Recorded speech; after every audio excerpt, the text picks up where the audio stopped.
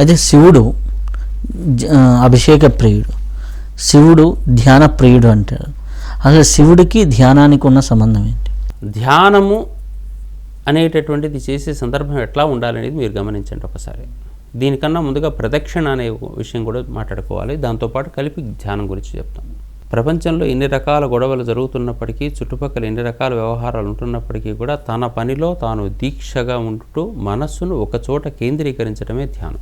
శక్తి అనేటటువంటిది ఎప్పుడు వస్తుందంటే, అనవసరమైన ఆలోచనలు చేసినప్పుడు శక్తి ఎప్పుడూ రాదు, ఉన్న శక్తి కోల్పోతాం. కుండకు పెట్టిన రంధ్రం లాంటిది ఆలోచన, కుండలో నీళ్లు వేయడం లాంటిది ధ్యానం.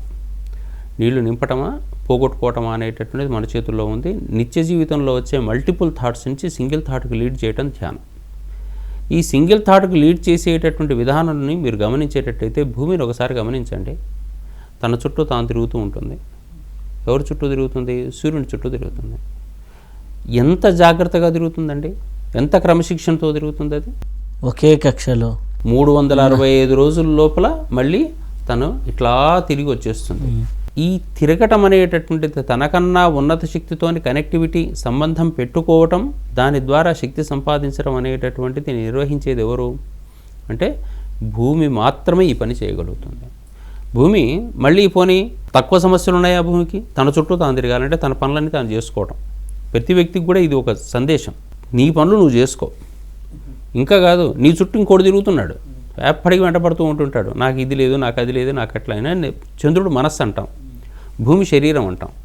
మనస్సుతో కూడుకున్నటువంటి శరీరము, తన చుట్టూ తిరిగే మనస్సు, తన చుట్టూ తాను తిరుగుతూ, ఈ రెండిటికి శక్తి కావాలంటే ఎవరి చుట్టూ తిరగాలి? సూర్యుని చుట్టూ. తనకన్నా గొప్పనైనటువంటి శక్తి చుట్టూ, ఆత్మ చుట్టూ తిరగాలి.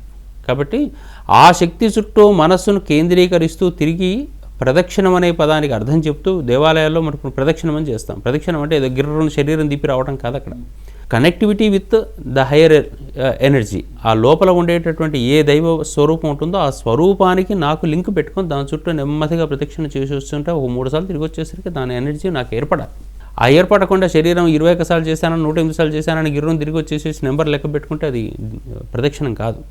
ప్రదక్షిణ భావన అది కుడివైపు చక్కగా ప్రకృష్టమైన దక్షిణ దిక్కుతోని మనస్సును ఆ మూల స్వరూపం మీద కేంద్రీకరించేసేసి ఒక చోట ఇట్లా కేంద్రీకరించేసి దాని చుట్టూ తిరుగుతూ ఉండటం. ఇది ఎవరు చెప్పారు మనకు? భూమి చెప్పింది. మొట్టమొదటి ప్రకృతి చెప్తుంది మనకు. ఆ భూమి చెప్పేటటువంటి విధానాన్ని ఇప్పుడు మీరు గమనించండి. ఎంత ధ్యానమగ్నుడై ఎటువైపు మనసు కేంద్రీకరించకుండా ఎన్ని పనులు ఉంటున్నప్పటికీ, ఈ లోక వ్యవహారాలు ఎన్ని జరుగుతున్నప్పటికీ కూడా తన మనసును 100% కేంద్రీకరించి ఒకచోట కేంద్రీకరించగలిగిన శక్తి ఇప్పుడు భూమి మనకు చూపించిందా లేదా? అది ధ్యానం. అంటే ధ్యానమగ్నులు అయ్యేటటువంటి వాళ్ళకు, ధ్యానం నేర్చుకోదలుచుకున్న వాడికి ఇప్పుడు శివుని యొక్క ధ్యానం అనేటటువంటి ఒక పరమార్థ స్వరూపం ఇది. దాన్ని చూసి మనం నేర్చుకోవాలి. ప్రదక్షిణం చూసి నేర్చుకునేది భూమిని బట్టే, అట్లాగే ధ్యానాన్ని నేర్చుకునేది కూడా భూమిని బట్టే.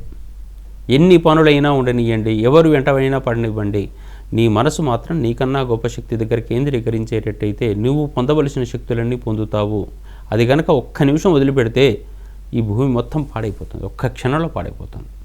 అందుకని ఒక క్రమశిక్షణతో కూడుకున్నటువంటి ఏ ప్రదక్షిణం అయితే ఉంటుందో అదే ధ్యానంగా మనం భావన చేయాలి. ఇప్పుడు శివరాత్రి రోజున ఏకాదశ రుద్రాభిషేకాలు మహాన్యాసపూర్వకంగా చేస్తుంటారు. అలాగే మహాన్యాసము శివుడికి, ఈ రుద్ర నమక చమకాలకి శివుడికి ఉన్న సంబంధం ఏంటి? నమకము అనగా నమస్కారం చేసేది, చమకము అనగా చా చా ఇది కూడా ఇది కూడా ఇది కూడా అని చెప్పేది. ఇంతే అర్థం. నమః అనేటటువంటి మొదటిగా ఉండేటటువంటిది ప్రతి పదం చివర నమః నమః నమః నీకు నమః నీకు నమః అని చెప్పేసి ఈ ప్రకృతిలో కనిపించే అన్ని అంశాలను ఒక దగ్గర కుప్పబోసి, ఆ కుప్పబోసినటువంటి అన్ని అంశాలకు నమః అంటే వంగుట అని అర్థం. వంగి నీకు నేను నమస్కారం చేస్తున్నా అని చెప్పడం ఇది. అట్లాగే ఆయన గుణగణాలను చెప్తూ ప్రతిదానికి సంస్కృతంలో అపి తూ చ అనేటువంటి శబ్దాలు ఉంటాయి కదా. చ అంటే కూడా కూడా కూడా అని చెప్పేసి చెప్పడం. చమకం లోపల అన్నీ కూడా కూడా అని చెప్పడం అన్నమాట. సోమాయ చ రుద్రాయ చ ఇట్లా వచ్చిన శంభవేచ మయోభవేచ ఈ శబ్దాలన్నీ చ చ చ శబ్దే చెప్పేటువంటి అన్ని అంశాలు కూడా కూడా కూడా అని చెప్పేటువంటి అర్థం అన్నమాట. ఇక్కడ 11 సార్లు రుద్రాలు చెప్పాలి అనేటటువంటి సూత్రం అనేటటువంటిది ప్రత్యేకమే కాదు. ఏకరుద్రం చెప్తుంటారు, లఘున్యాసం ఉంటుంది, మహాన్యాసం ఉంటుంది, నిర్మాల్య విసృజం ఉంటుంది. ఇవన్నీ కూడా ఒక్కొక్కటి ఒక్కో ప్రతీక. ఏదేమైనా మొత్తానికి చేసేది ఏంటంటే ఈ భూమి మీద అభిషేకం అనేటటువంటిది పరిపూర్ణంగా జరుగుతూ ఉండాలి ఇప్పటికీ. అభిషేకం అంటే అర్థం ఏంటి? ఇప్పుడు ఆకాశం నుంచి పడేటటువంటి వర్షం, ఆకాశం నుంచి పడేటటువంటి వర్షపు చినుకు పడగానే వెంటనే ఇంతకుముందు ఎండిపోయినటువంటి భూమి అంతా కూడా పచ్చగా చిగురించి బయటకు వస్తుంది. మనకు పంటలు పండేటువంటి సమయం అంతా కూడా ఇదే సమయం. ఏదైతే భూమికి ఆనందాన్ని ఇచ్చేసి ఈ భూమి మీద పంటలు పండటం ద్వారా మన జీవితాలు ఆనందంగా ఉండటం మొదలు పెడుతుంటాయో ఆ పని కోసం ప్రయత్నం చేసేటటువంటిదే అభిషేక ప్రియ శివ అని చెప్పేసి నిరంతరం అభిషేకం చేసేటువంటి ఏర్పాటు.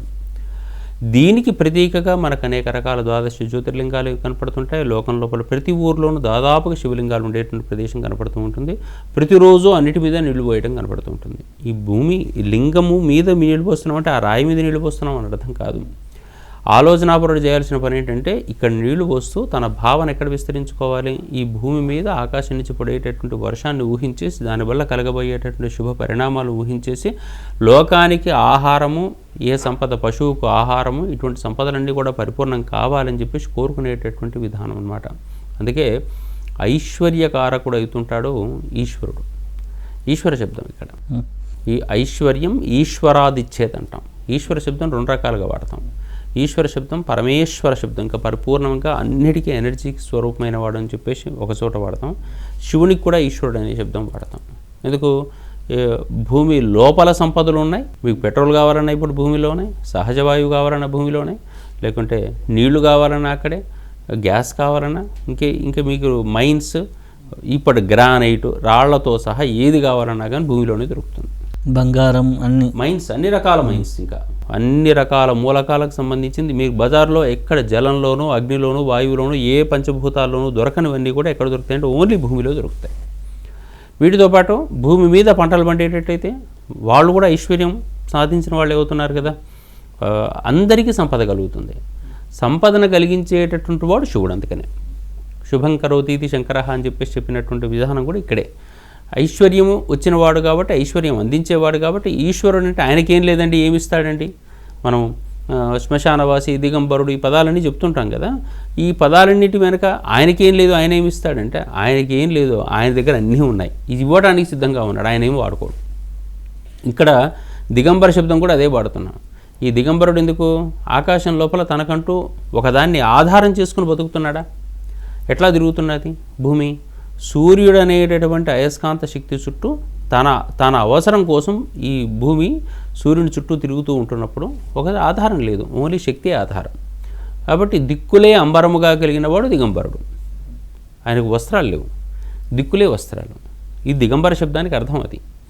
అందుకని ఏ రూపంలో మీరు చూసినప్పటికీ కూడా ఈ భూమికి సామ్యం చూసి మనము శివరాత్రి నాడు చేసేటటువంటి ఏకాదశి రుద్రాభిషేకాలు కానివ్వండి, ఏ రోజైనా ఏ పని చేసినా సరే, శ్రీశైలం లాంటి ప్రదేశాల లోపల 108 మంది బ్రాహ్మణులు ఒకేసారి కూర్చొని అక్కడ శివలింగానికి అభిషేకం చేస్తారు. ఒకటేసారి రుద్రం చెప్తారుగా 108 మంది గొంతులతో అని చెప్తారు.